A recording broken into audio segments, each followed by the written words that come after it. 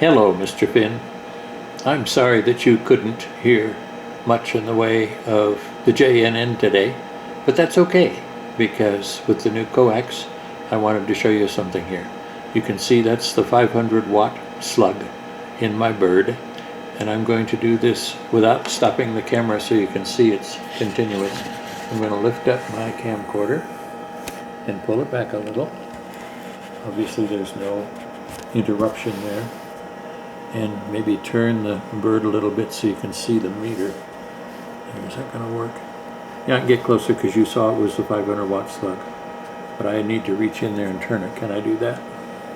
I think I can. Okay, so watch this.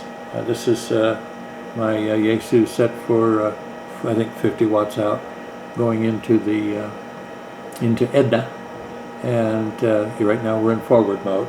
So here's keying what ends up with the help of Edna to be 500 watts. Oh, you know what? I didn't put it in high power yet. That was 100 watts or 50 watts. Okay, here we go again. I just put the B plus on in Edna. Okay, so we got 500 watts there.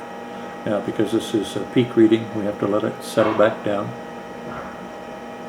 And while it's settling down, I'm going to reverse the slug so it's looking at reflective power. This is always turned hard, which is fine with me.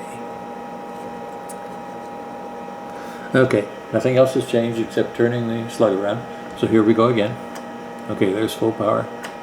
Let me put up the volume so you can hear it's really happening. Okay, this is 40 meters. There's noise in the background there. Okay, it doesn't even move. I'll put it back. So in other words, reflective power is 0, or standing wave ratio is unity. Here we go again. Should be full scale. And there we are. So how about that? Okay, I'm going to stop the camcorder now. And I just wanted to share that good news with you. This is with the new transmission line in place, of course. Thank you very much.